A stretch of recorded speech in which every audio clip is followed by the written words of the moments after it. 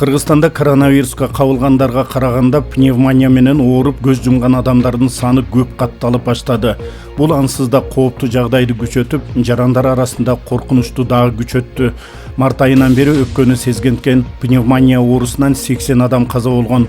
Бирок мындай илдет менен жабыркагандар июнь айынын орто ченинен тарта көбөйгөн. Саламаттыкты сактоо министрлигинин статистикасы боюнча соңку 2 күндүн ичинде эле 26 бейтап каза болду. Алардын басымдуу бөлүгү Бишкек менен Чүйдө. Өткөн сутканын ичинде эле Бишкекте жана Гансиде уюштурулган ооруканада 13 бейтап пневмониядан айыга албай көз жумган. COVID-19 илдети менен күрөшкө жогорку жана орто билимдүү медициналык кызматкерлерди ыктыярдуу түрдө мобилизациялоо зарыл. Бул тууралуу Кыргызстандагы дарыгерлердин кайрылуусунда айтылат. Алар саламаттык сактоо министрлигине медик волонтерлордун кыймылын түзүүнү сунуштайт.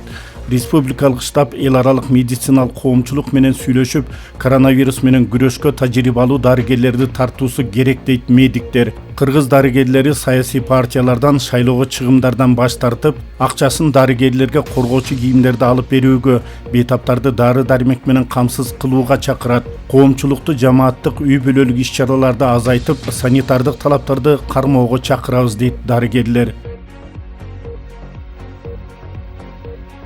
Өлкөдө коронавирус эпидемиясы башталгандан бери бул илдетке чалдыккандардын бир суткадагы саны кайрадан эң көп көрсөтүшкө жетти. Саламаттык сактоо министринин орун басары Мадамин Каратаев бүгүн 5 бейтап каза болгонун билдирди. Алар Бишкектеги республикалык клиникалык инфекциялык ооруканада дарыланып жаткан 57 жана 67 жаштагы 2 эркек бейтап. Нарын областтык бириктирилген ооруканасындагы 60 жаштагы эркек бейтап.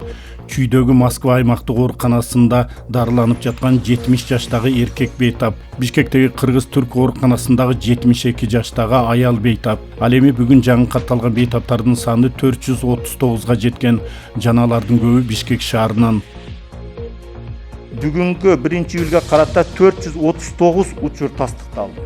Анын Бишкек шаарында 195, Чүй облусунда 175, Ош шаарында 5, Ош облусунда 5, Нарын облусунда 10, Жалал Абад облусунда 24, Талас облусунда 12, Баткен облусунда 13 учур. Эң негизги бүгүнкү күндө көп катталган, мына өзүңүздөр көрүп атасыздар, статистика боюнча Бишкек шаары менен Чүй облусу болот. Эң негизги өзгөчөлүк бул жерде үй бүлөдө, мына 4-төн 5тен адам үй бүлөдө ооруп атат, бир үй бүлөдө. Бул дегенибиз биз санитардык нормаларга дагы көңүл буралы деп атабыз. Санитардык нормаларды сактайлы деп атабыз. Бишкекте дагы 2 лаборатория коронавирус инфекциясына анализ алып баштады. Бул тууралуу брифингде саламаттык сактоо министринин орун басары Мадамин Каратаев билдирди. Анын айтымында Аквалаб жана Экспресс жеке лабораторияларына ПЦР жана ИФА тест алууга уруксаат берилди. Анын баасы 1600 сомду түзөт. Банецкий лабораториясына караганда бир топ арзан, деди Каратаев. Республика боюнча бүгүнкү күнгө карата вирус жуктургандардын саны 5735ке жеткен.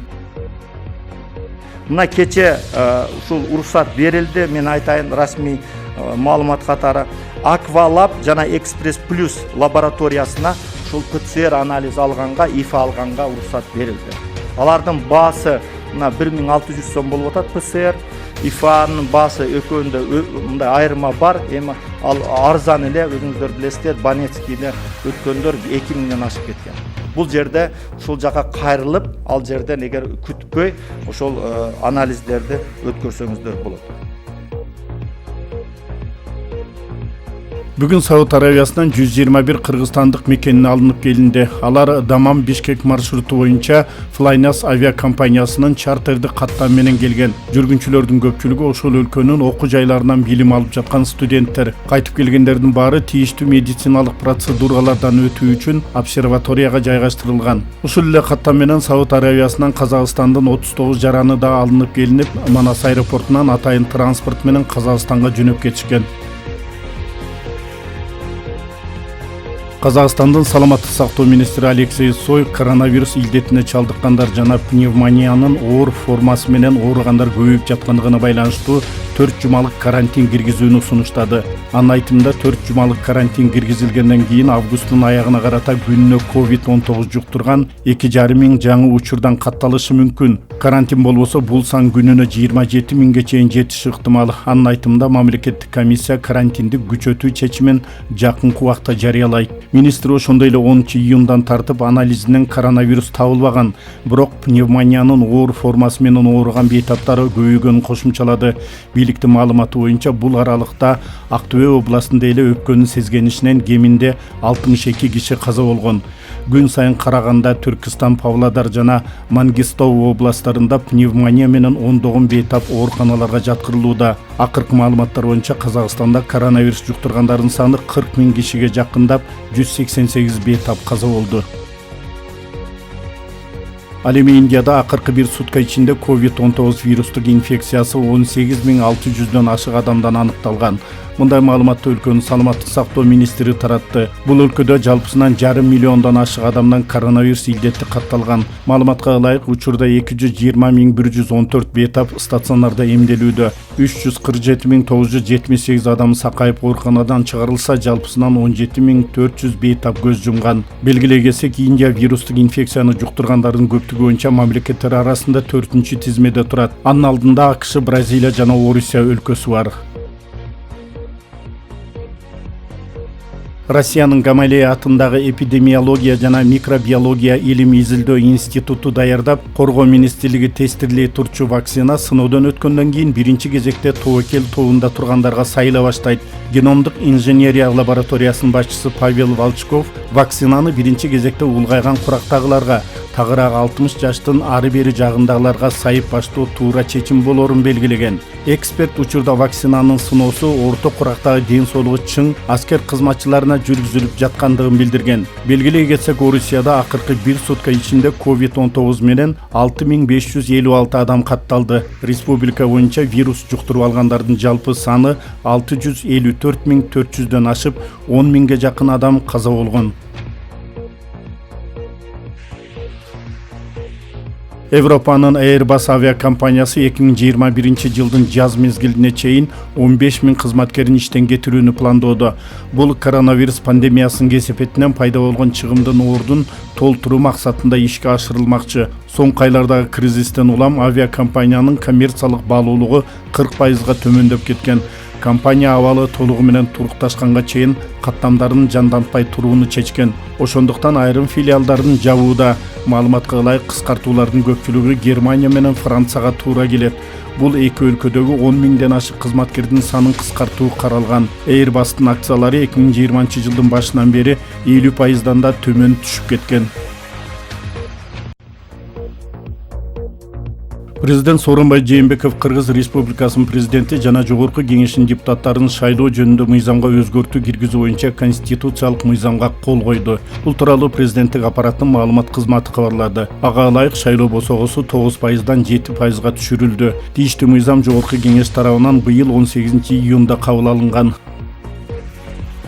Нарын областында тыюу салынган Хизбут Тахрир диний экстремисттик уюмунун аялдар канатынын 6 мүчөсү кармалды. УКМК аймакта диний экстремисттик уюмдун жашыруун ишмердүүлүгүнө бөгөт коюу боюнча иш-чараларды жүргүзгөн. Анын алкагында 27 июнда Нарын областык милициясы менен биргеликте Хизбут Тахрирдин аялдар канатынын активдүү мүчөлөрү болгон деген шек менен 6 аял кармалган. Алардын баары Кыргызстандын жарандары.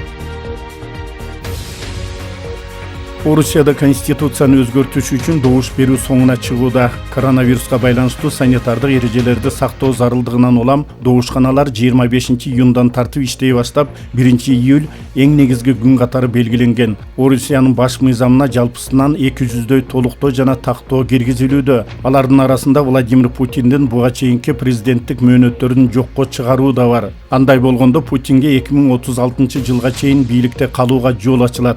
Мындан тышкары орус тилин мамлекетти түзүүчү элдин тили катары белгилөө, тарыхты бурмалоого тыюу салуу сыяктуу жаңылоолор бар.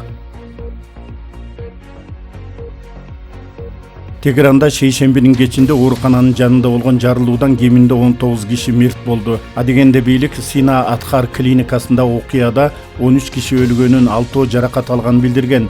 Бирок Ирандын баш каласынын өрт өчүрүүчүлөр бөлүмүнүн басма сөз катчысы Жалал Малеки дагы 6 кишинин сөөгү табылганын маалымдады. Өрт өчүрүүчүлөр 20 кишини куткарышкан. Расмий маалыматка ылайык жарылуу оорукананын жертөлөсүндөгү газ баллондорду өрт чалганда болгон. Мындан тышкары ал жерде кычкылтек баллондору да жарылган болушу мүмкүн деген кабар тараган.